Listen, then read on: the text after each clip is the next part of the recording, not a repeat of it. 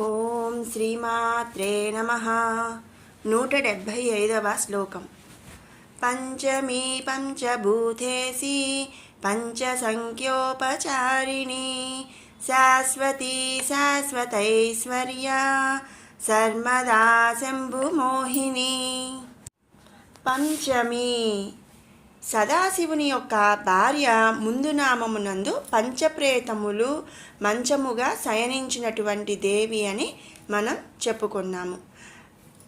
కాబట్టి ఈ నామమందు పంచప్రేతములనందు 5వ ప్రేతమగు సదాశివుని యొక్క స్త్రీ పంచమి అని చెప్పునట్లుగా మనం ఇక్కడ గ్రహించాలన్నమాట. కాబట్టి ఆ లలితామాతను పంచమి అనే నామముతో స్తుతించుకుంటున్నాము. తర్వాత నామం పంచభూతేసి. పంచభూత ఈసి అంటే పంచభూతములకు ఈశ్వరి లేదా పంచరత్నములకు కూడా ఈశ్వరి అయినట్టిది అని ఈ నామం యొక్క అర్థం. ఇక్కడ పంచభూతములు లేదా పంచరత్నములు అంటే పంచభూతములు అంటే మనకు తెలుసు, ఆకాశము, నీరు, భూమి, గాలి, అలాగే అగ్ని అంటే నిప్పు. ఈ 5ను కూడా దేవి యొక్క శక్తి చేతనే సృష్టించబడినటువంటివి కనుక ఈ 5ంటికి దేవి ప్రభువు అయి ఉన్నది అని ఈ నామం యొక్క అర్థం మనం గ్రహించాలి. మరొక విధంగా ఆకాశము నుండి పుష్యరాగము, నీరు నుండి ముత్యము, భూమి నుండి ఇంద్రనీలము, గాలి నుండి వైఢూర్యము, నిప్పు నుండి కాస్తుభవము అను పంచరత్నములు పుట్టినవి. అంటే మనం పంచభూతములు అంటే ఆకాశము, నీరు, భూమి, గాలి, అలాగే నిప్పు.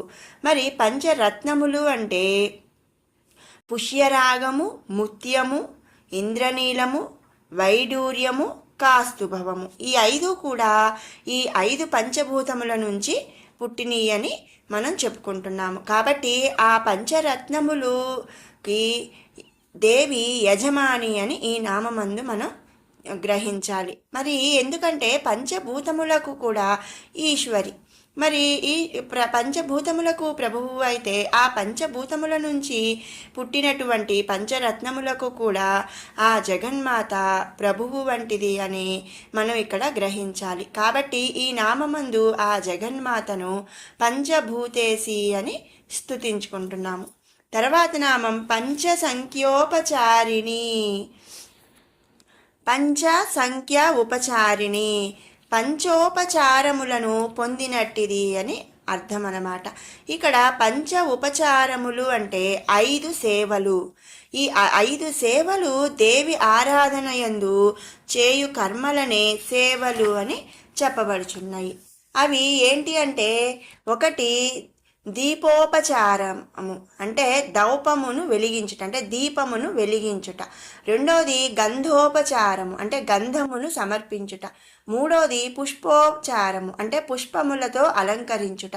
4 ధూపోపచారము అంటే ధూపముతో పరిమళభరితము చేయుట. 5 నైవేద్యోపచారం అంటే నైవేద్యమును సమర్పించుట. ఈ 5 ఉపచారముల చేతను ఆరాధింపదగినటువంటిది ఆ లలితామాత. కాబట్టి ఆ జగన్మాతను మనం ఇక్కడ పంచసంఖ్యోపచారిణి అనే నామముతో స్తుతించుకుంటున్నాము. తర్వాత నామం శాశ్వతి. శాశ్వతి అంటే శాశ్వతంగా అంటే ఎప్పటికీ నిలిచి ఉండునటువంటిది అని అర్థం, లేదా నిత్యస్వరూపురాలు అని కూడా మనం ఇక్కడ చెప్పుకోవచ్చు అనమాట. అంటే దేవి ఎప్పటికీ నిలిచి ఉండునటువంటి శక్తి స్వరూపురాలు లేదా నిత్య స్వరూపిణి అని ఇక్కడ మనం గ్రహించాలి. మరి ముందు నామాల్లో మనం చాలాసార్లు చెప్పుకున్నాం కదా, ఈ సమస్త సృష్టిని సృష్టించింది ఆ జగన్మాత. సృష్టి మొదలు నుంచి కూడా ఉన్నది అంటే ఆ తల్లి ఎప్పుడు ఉద్భవించింది అనేది కూడా మరి మనం ఇంతకు ముందు నామాల్లో చాలాసార్లు చెప్పుకున్నాము. మరి సృష్టి మొదలు నుంచి ఉన్నది ఆ జగన్మాత మాత్రమే అని. కాబట్టి ఆ తల్లి మనం అలాగే పుట్టుక మరణము అనేవి కూడా ఆ తల్లికి లేవు అని కూడా మనం చెప్పుకున్నాము. కాబట్టి ఈ నామములో శాశ్వతి అంటే ఎప్పటికీ కూడా నిలిచి ఉండునటువంటిది అని మనం గ్రహించాలి. అందుకనే ఆ లలితామాతను ఈ నామములో శాశ్వతి అనే నామముతో స్తుతించుకుంటున్నాము. తర్వాత నామం శాశ్వతైశ్వర్య, శాశ్వతమైనటువంటి ఐశ్వర్యమును కలిగి ఉన్నది అని ఈ నామం యొక్క అర్థం. మరి దేవి శాశ్వతమైనటువంటి ఐశ్వర్యమును కలిగి ఉంది. అది ఇహమునందు ఉండునటువంటి ఐశ్వర్యమునకు భిన్నమైనటువంటి పరమాత్మ స్వరూప ఐశ్వర్యము. అది నిత్యమైనది, నాశనము లేనిది. కాబట్టి మనం ఆ లలితామాతను శాశ్వత ఐశ్వర్య అనే నామముతో స్తుతించుకుంటున్నాము. తర్వాత నామం శర్మదా. శర్మద అంటే సుఖములను ఇచ్చున్నది. తనను ఆశ్రయించిన వారికి శాశ్వతమైనటువంటి సుఖములను ఇచ్చున్నది. మరొక విధంగా తన భక్తులకు, ఎవరైతే తనని ఆశ్రయిస్తారో ఆ భక్తులకు ఇహ పరములందు కూడా సుఖములను ఇచ్చునట్టిది అని మనం ఈ నామంలో గ్రహించాలన్నమాట. మరి కాబట్టి ఆ జగన్మాతను శర్మదా అను నామముతో ఇక్కడ స్తుతించుకుంటున్నాము. తర్వాత నామం శంభు మోహిని. మోహిని అంటే మోహించునది, శంభు అంటే శంభుడు, శంభుడిని మోహించునది అని ఈ నామం యొక్క అర్థం అన్నమాట. మరొక విధంగా శంభుడిని మోహింపచేయునది అని కూడా మనం చెప్పుకోవచ్చు అన్నమాట. ఇక్కడ శంభుడు అంటే మహేశ్వరుడు, అతడు సుఖస్వరూపుడు. అట్టి పరమశివుడిని మోహమునకు గురి చేయునది అని మనం గ్రహించాలి.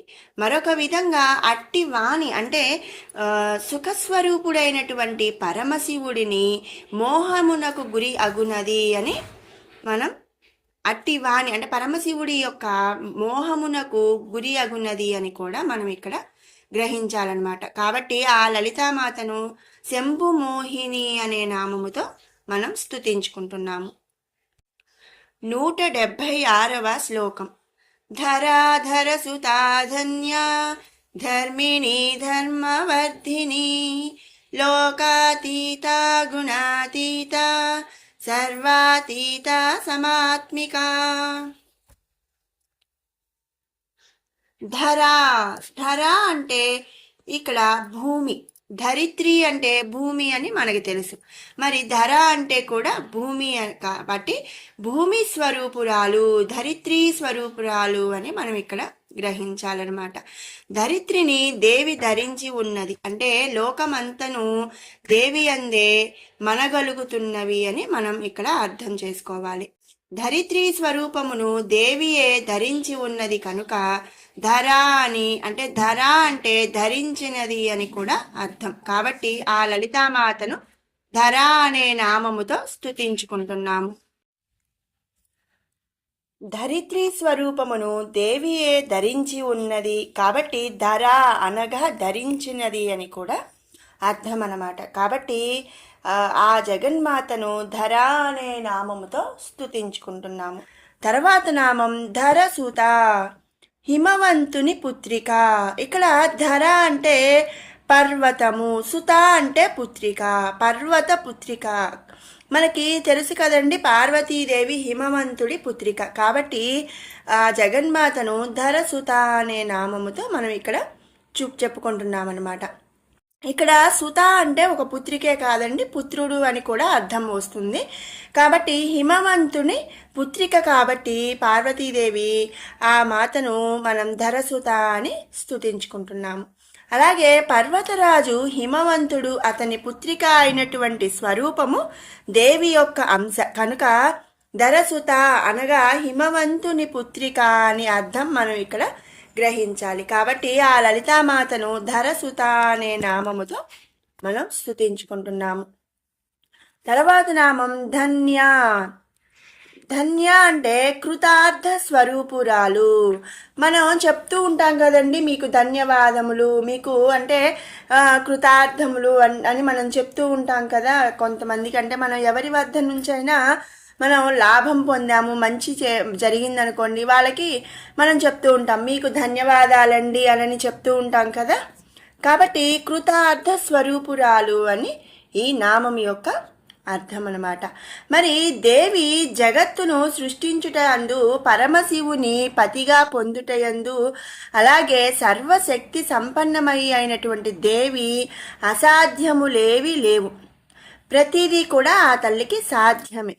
సకల జగత్తుకు తానే సృష్టి స్థితి లయ అనుభావమును చేత వేదమునందు నాదమునందు తానే ఉండుట చేతను కృతార్థ భావమును కలిగి ఉన్నది అని మనం ఇక్కడ గ్రహించాలన్నమాట.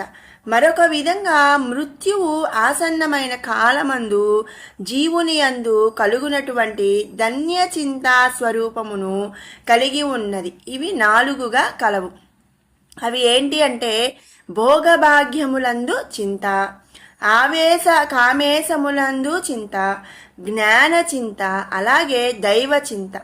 ఇందులో అంటే ఈ 4 కూడా మొదటి 2 చింతలు కలవారికి పునర్జన్మ పునర్జన్మ, అలాగే మిగిలిన 2 చింతలు కలవారికి ఉత్తమ లోకాలు అంటే కైవల్య ప్రాప్తి లభిస్తుందన్నమాట. కాబట్టి ఆ జగన్మాత కృతార్థ స్వరూపురాలు అని మనం ఇక్కడ గ్రహించాలి. అందుకనే ఆ జగన్మాతను ధన్య అనే నామముతో మనం స్తుతించుకుంటున్నాము. తర్వాత నామం ధర్మిణి.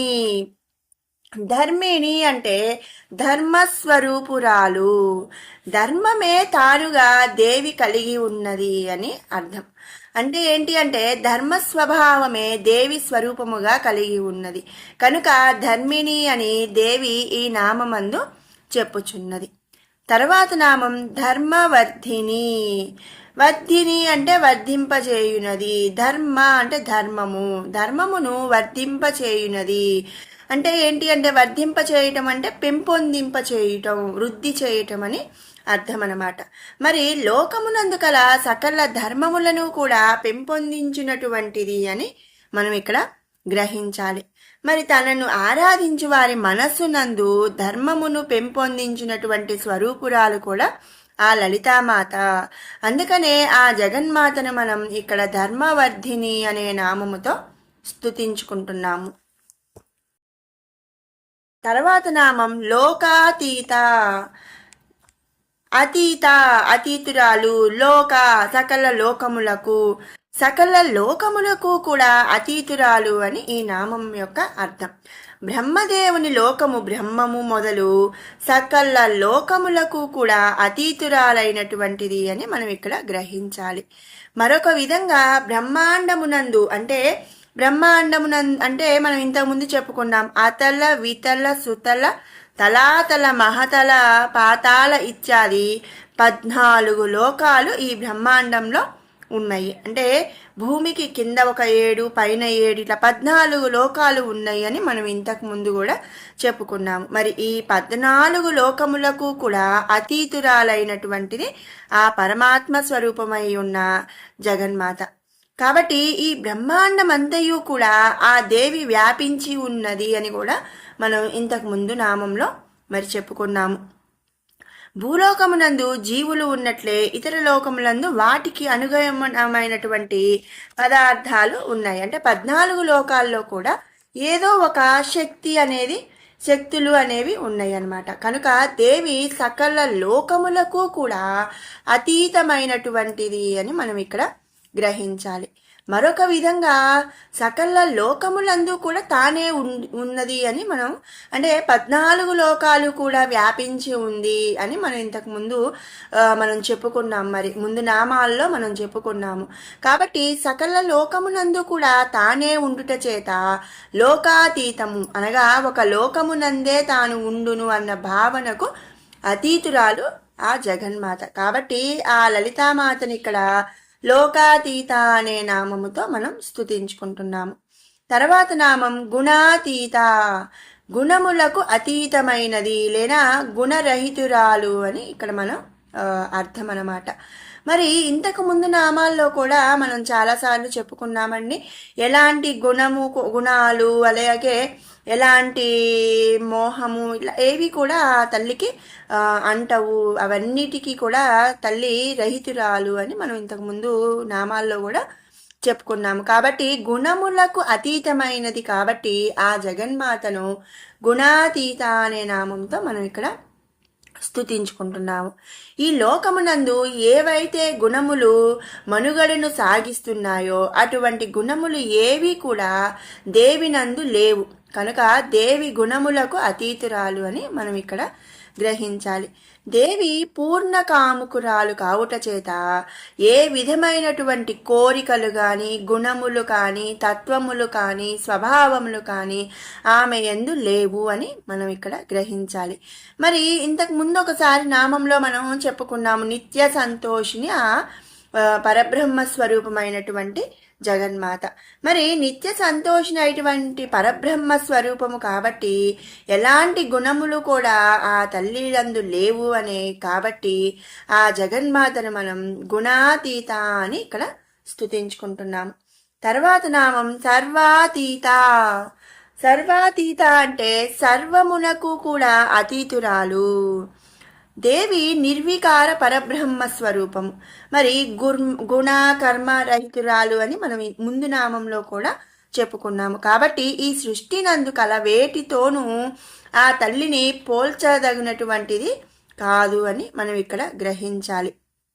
కాబట్టి అంటే ఆ తల్లికి సరిసమానమైన లేదా పోల్చదగినటువంటి శక్తి, గుణము లేదు కర్మ ఇలాంటివి ఏవి కూడా లేవు అని మనం ముందు నామాల్లో కూడా చాలాసార్లు చెప్పుకున్నాము. కాబట్టి ఈ సృష్టి నందు ఏ శక్తితో కానీ దేనితో కానీ పోల్చదగినటువంటిది కాదు. కాబట్టి ఆ జగన్మాత సర్వమునకు కూడా అతీతురాలు అని మనం ఇక్కడ గ్రహించాలన్నమాట.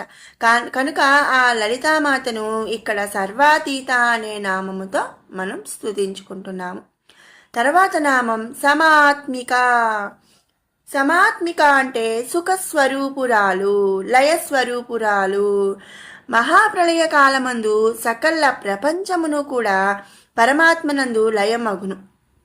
కనుక ఆ పరమాత్మ స్వరూపము దేవి అగుట చేత లయస్వరూపురాలుగా మనం ఇక్కడ చెప్పుకుంటున్నాము.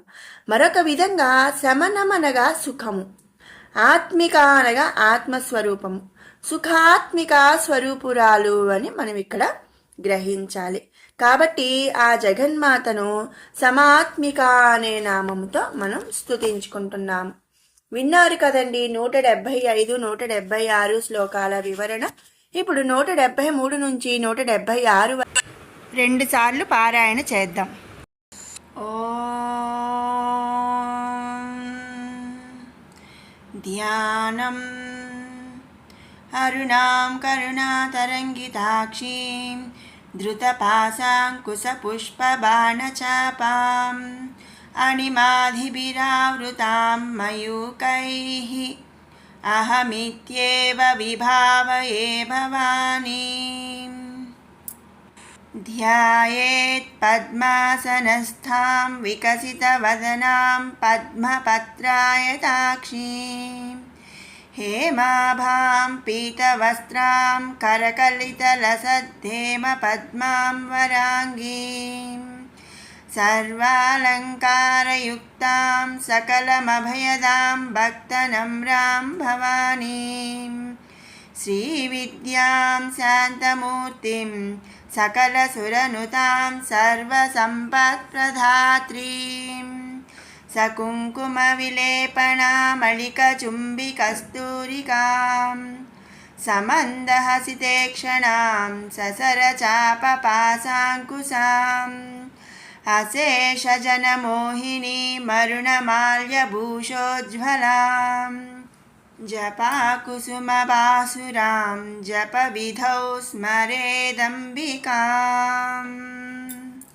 విశ్వమాతా జగద్ధాత్రీ విశాలాక్షి విరాగిణి ప్రగల్భా పరమోదారా పరామోద మనోమయీ వ్యోమకేశీ విమానస్థా వజ్రిణీ వామకేశ్వరీ పంచయజ్ఞ ప్రియా పంచప్రేతమంచాధిసాయిని పంచమీ పంచభూతేసి పంచసంఖ్యోపచారిణి శాశ్వతీ శాశ్వతైశ్వర్యా శర్మధా శంభుమోహిని ధరాధరసుతా ధన్యా ధర్మిణీ ధర్మవర్ధిని లోకాతీతా గుణాతీతా సర్వాతీతా సమాత్మికా. మరొక మారు పారాయణ చేసుకుందాము. విశ్వమాతా జగద్ధాత్రి విశాలాక్షి విరాగిణి ప్రగల్భా పరమోదారా పరామోద మనోమయీ వ్యోమకేశీ విమానస్థా వజ్రిణీ వామకేశ్వరీ పంచయజ్ఞ ప్రియా పంచప్రేతమంచాధిసాయిని పంచమీ పంచభూతేసి పంచసంఖ్యోపచారిణి శాశ్వతీ శాశ్వతైశ్వర్యా సర్మదా శంభుమోహిని ధరాధరసుతా ధన్యా ధర్మిణీ ధర్మవర్ధిని లోకాతీతా గుణాతీతా సర్వాతీతా సమాత్మికా. ఓం శ్రీమాత్రే నమః.